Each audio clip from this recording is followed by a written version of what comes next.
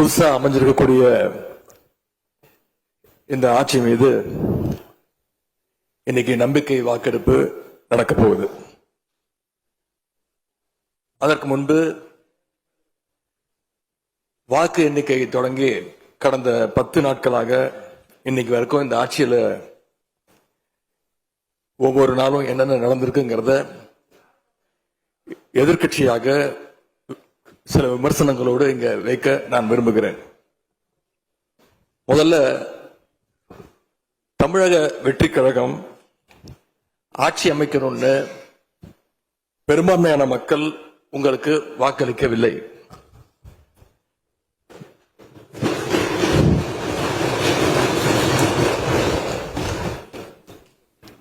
நடந்து முடிந்த சட்டமன்ற தேர்தலில் பதிவான வாக்குகள் சுமார் 4,93,25,000 வாக்காளர்கள் வாக்களிச்சிருக்கிறாங்க. தற்போதைய ஆளுங்கட்சிக்கு வாக்களிச்சவங்களுடைய எண்ணிக்கை எவ்வளவு தெரியுமா? 1,72,26,000 தான். மீதம் இருக்கக்கூடிய சுமார் 3,21,00,000 பேரும் நம்பிக்கை கோருகின்ற இந்த கட்சிக்கு, உங்க கட்சிக்கு எதிராக வாக்களிச்சிருக்கிறாங்க என்பதை நீங்க புரிஞ்சுக்கணும். அதாவது கிட்டத்தட்ட 65% மக்களால நிராகரிக்கப்பட்ட ஒரு ஆட்சி மேல எங்களுக்கு மட்டும் இல்ல, உங்களுக்கு வாக்களிச்ச மக்களுக்கே கொஞ்சம் கொஞ்சமா நம்பிக்கை குறைஞ்சிட்டு வருது. அடுத்து மிக முக்கியமான ஒண்ணு நம்பர்ஸ், மெஜாரிட்டிக்கான நம்பர்ஸ். நம்முடைய சட்டமன்றம் 234 உறுப்பினர்களை கொண்டது. மேஜிக்கல் நம்பர் சொல்லுவாங்க. 118 உறுப்பினர்களை கொண்ட ஒரு கட்சியோ ஒரு கூட்டணியோ தான் ஆட்சிக்கு வர முடியும். இப்ப நம்பிக்கை கோருகின்ற இந்த கட்சிக்கு, உங்க கட்சிக்கு அந்த நம்பர்ஸ் இருக்கான்னு கேட்டா இல்ல. 108 இடங்கள் தான் இருக்கு. அதுவும் அந்த கட்சியினுடைய தலைவர் மாண்புமிகு முதலமைச்சர் அவர்கள் தன்னுடைய வெற்றி குறித்த நம்பிக்கை இல்லாத காரணத்தினால 2 இடங்கள்ல போட்டி போட்டு அதுல ஒரு இடத்தை இன்னைக்கு ராஜினாமாவும் செஞ்சிருக்கிறார். இன்னும் அந்த தொகுதி மக்களை சந்திச்சு, நேர்ல சந்திச்சோ இல்ல ஒரு அறிக்கை மூலமாகவோ ஒரு நன்றியை கூட இன்னும் தெரிவிக்கல. அது மட்டும் இல்ல, நேத்து உயர்நீதிமன்றம் அளிச்ச தீர்ப்புல ஆளுங்கட்சியை சேர்ந்த திருப்பத்தூர் சட்டமன்ற தொகுதியினுடைய மாண்புமிகு உறுப்பினர் வாக்கெடுப்புல கலந்து கொள்ள கூடாதுன்னு நீதிமன்றத்தில் சொல்லியிருக்கிறாங்க. அதனால இப்ப ஆளுங்கட்சிக்கு வெறும் 106 இடங்கள் தான் இருக்கு. ஆனாலும் தேர்தல்ல தனக்கு எதிராக எங்க தலைவர் அமைச்ச கூட்டணியில போட்டியிட்ட கட்சிகளை எல்லாம் இன்னைக்கு சேர்த்துக்கிட்டு பெரும்பான்மைக்கான கடிதத்தை ஆளுநருக்கு கொடுத்து இன்னைக்கு இந்த ஆட்சி அமைக்கப்பட்டிருக்கு.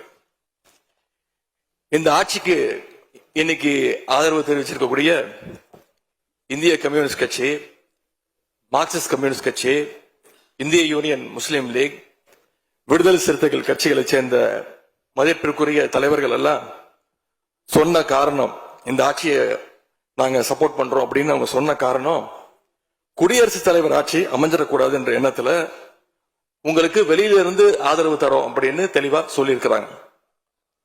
அதே நேரத்தில் இன்னொன்னு சொன்னாங்க, இப்பவும் அவங்க எங்க தலைவர் தலைமையிலான திராவிட முன்னேற்ற கழக கூட்டணியில தான் தொடருவோம்னு சொல்லியிருக்கிறாங்க.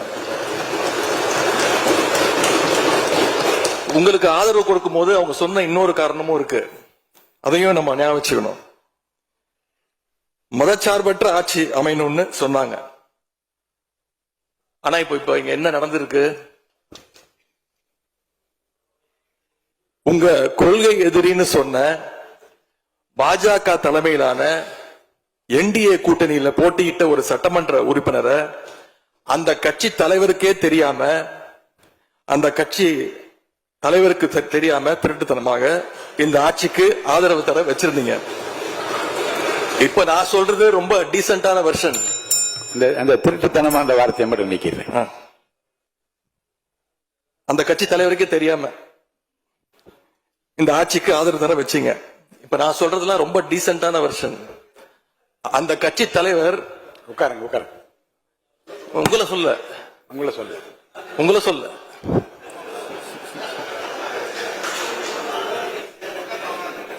உட்காருங்க. மாண்பு உறுப்பினர் காமராஜ் உட்காருங்க.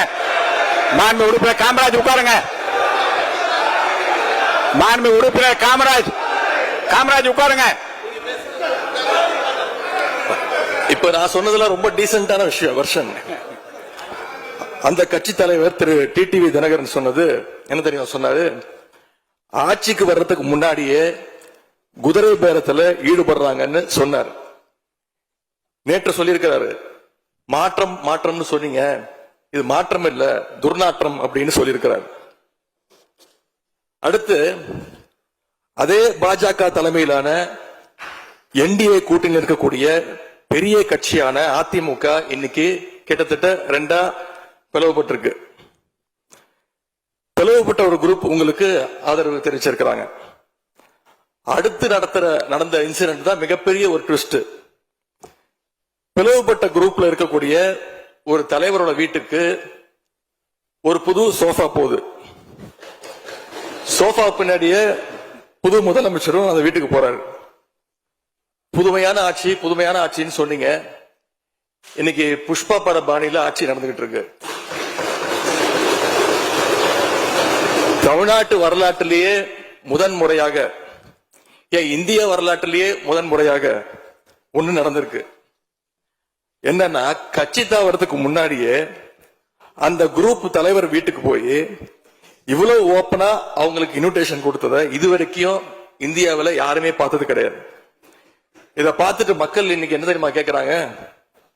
சேஞ்சுன்னு சொன்னீங்களே, இந்த சேஞ்சுக்கு பின்னாடி மிகப்பெரிய எக்ஸ்சேஞ்ச் இருக்கோ அப்படின்னு மக்கள் சந்தேகப்படுறாங்க. இப்படிப்பட்ட ரொம்ப புதுமையான வித்தியாசமான செயல்பாடுகளால நம்பிக்கை வாக்கெடுப்பு கோரும் முன்பாகவே இந்த ஆட்சி அவங்களுக்கு வாக்களிச்ச மக்களுடைய நம்பிக்கையை இழந்துருச்சு. இவங்களுக்காக ஆதரவு கொடுத்த எங்க தோழமை இயக்கங்களுடைய நம்பிக்கையையும் கொஞ்சம் கொஞ்சமா சிதைச்சிட்டு இருக்கு.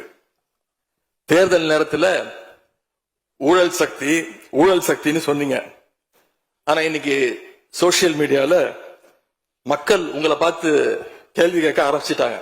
என்ன கேட்கிறாங்க தெரியுமா? அந்த ஊழல் சக்தியோடு சேர்ந்து இருக்கக்கூடிய ஆளுங்கட்சிய இப்ப என்ன சக்தின்னு கூப்பிட போறாங்க. கிளீன் கவர்மெண்ட் சொன்னாங்க. இதுதான் உங்க கிளீன் கவர்மெண்ட் லட்சணமானு மக்கள் கேட்க ஆரம்பிச்சிட்டாங்க. இப்படி நீங்க கூவத்தூரையும் மிஞ்சுற அளவுக்கு அடிக்கிற கூத்த பார்க்கும் போது இந்த அரசு எத்தனை நாளைக்கு நீடிக்க போகுதுன்னு மக்களுக்கு அந்த சந்தேகம் வர ஆரம்பிச்சிருச்சு. முதல் கோணலே முற்றிலும் கோணல்ன்ற மாதிரி உங்க நடவடிக்கை எல்லாமே இன்னைக்கு மீம் கண்டென்ட்டா மாறிடுச்சு.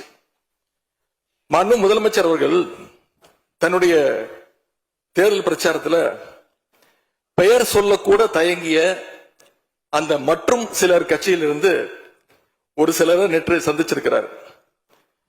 அந்த மற்றும் சிலரில் இருந்து ஒரு சிலர் அமைச்சராக வருவதற்காகவும் வாய்ப்புகள் இருப்பதா செய்திகள் வருது.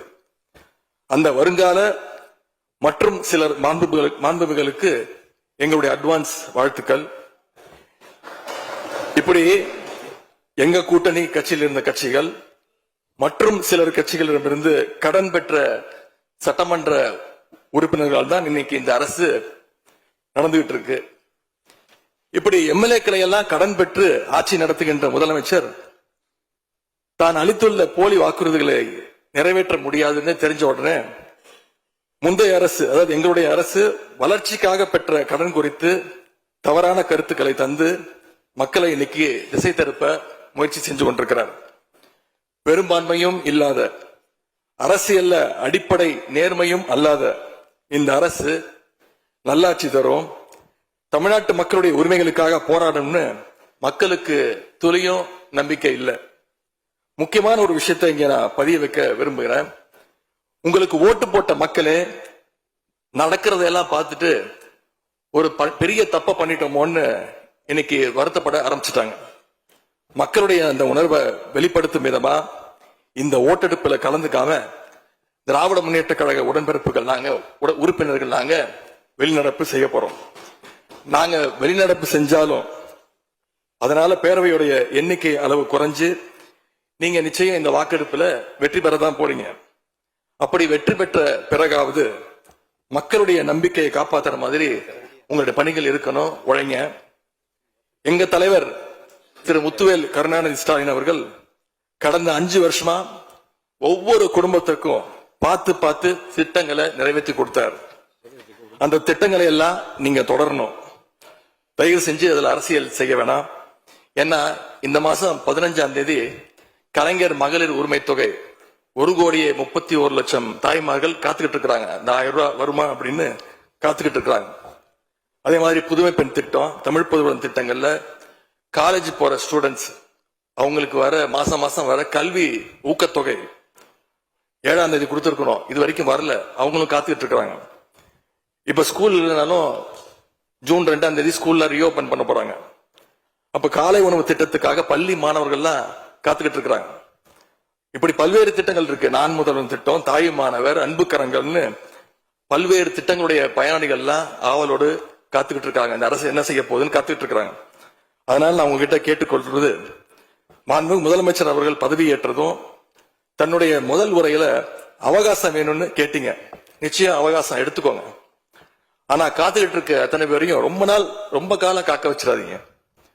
அது மட்டும் இல்ல, தேர்தலுக்கு முன்னாடி பல கவர்ச்சியான வாக்குறுதிகளையும் நீங்க கொடுத்திருக்கிறீங்க. மக்கள் அதுவும் ஞாபகம் வச்சிருக்கிறாங்க.